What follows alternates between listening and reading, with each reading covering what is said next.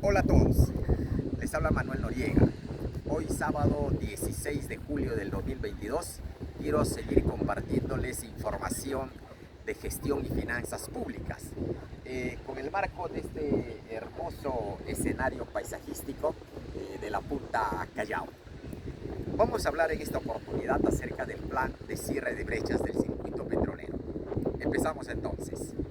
Recuerdo, si no me equivoco, en el año 2019, el Premier del Solar, con el ánimo de apaciguar la conflictividad en Loreto, ofreció un presupuesto de 10.000 millones de soles, a más inclusive, para financiar el plan post-petróleo que demandaban las federaciones, que luego ya se ha conocido como plan cierre de brechas, ¿verdad? Muy bien, yo recuerdo en ese tiempo trabajaba en el gobierno regional, en el Congreso de la República, ¿correcto? Y había participado de una de esas reuniones y allí tomé conocimiento de ello. Muy bien, luego se cerró el Congreso trabajé en el gobierno regional de Loreto y allí esta entidad se involucró decididamente en articular esfuerzos con las federaciones del circuito petrolero para hacer realidad ese plan de cierre de brechas o plan post-petróleo, ¿no? Entonces, se han formado mesas técnicas, se llegaban a acuerdos, idas, retrocesos, avances, bueno, de todo, ¿cierto? La verdad es que ya en el año 2020, creo que era febrero o marzo, ¿correcto? Ya el nuevo premier Vicente Ceballos, ¿correcto? Fue a Loreto a presentar el plan de cierre de brechas, ¿no? Por el importe de 5.000 y tantos millones de soles, ¿no?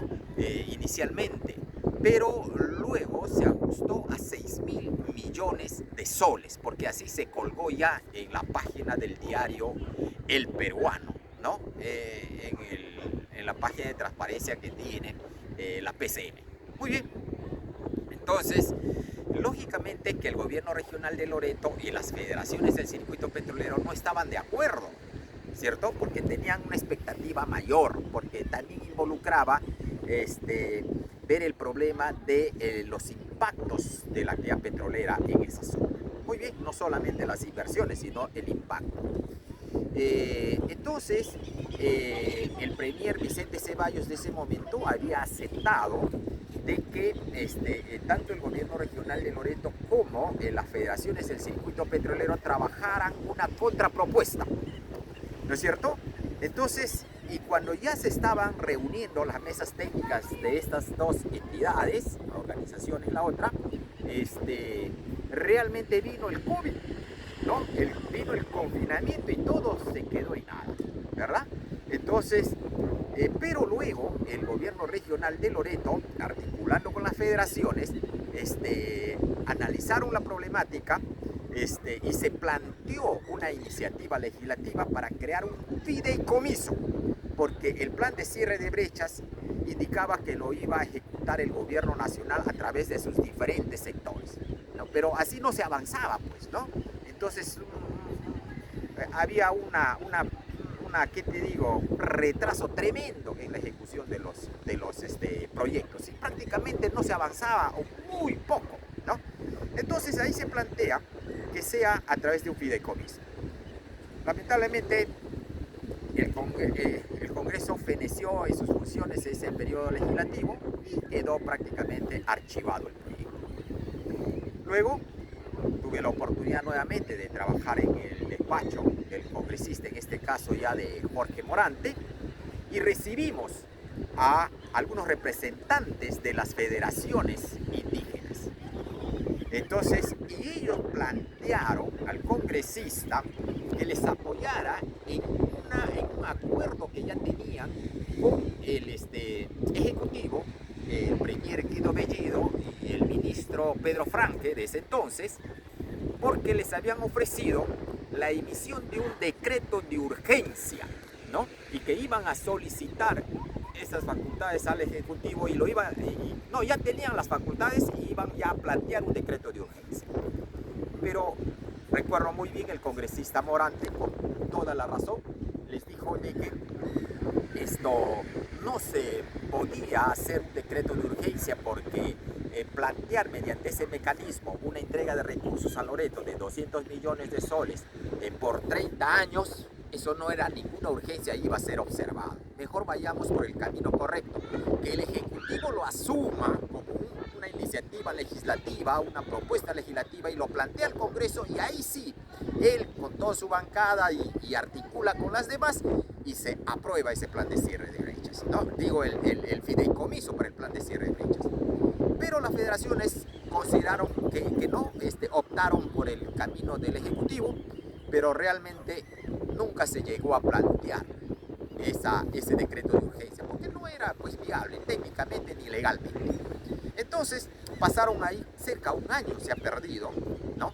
Entonces, pero nuevamente se retomó el tema.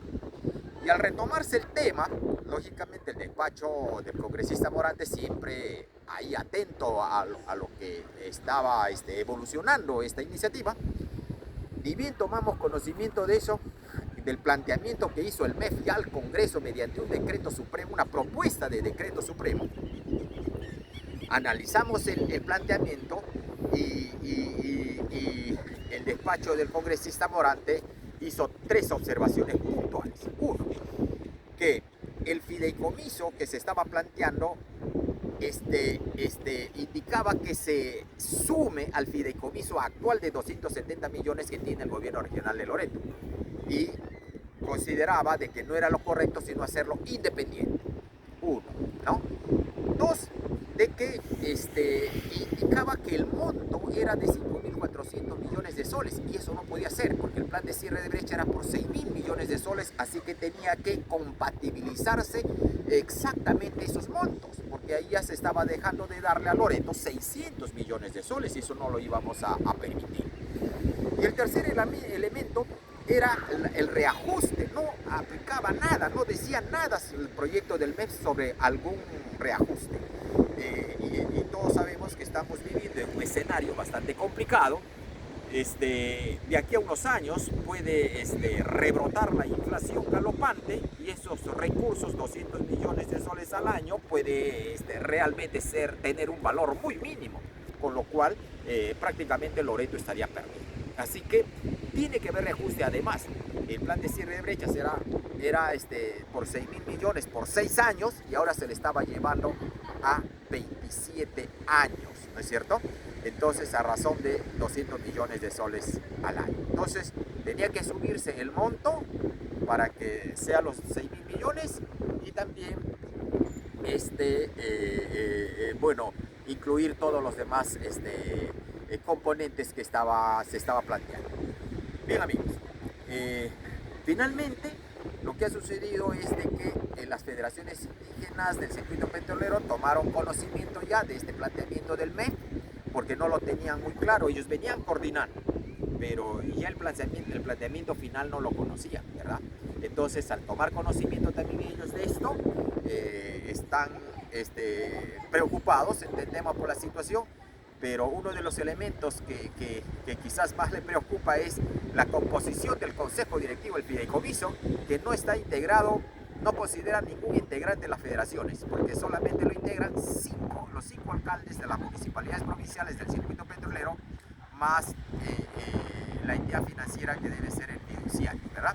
Entonces, ellos consideran que deben también tener un asiento allí. Bueno, este tema en todo caso está pendiente.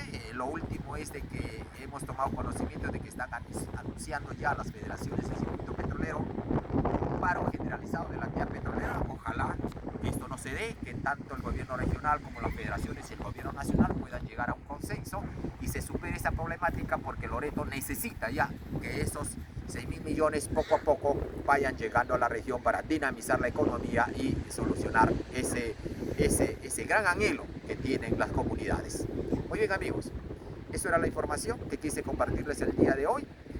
Nos vemos el próximo sábado y que tengan un buen fin de semana.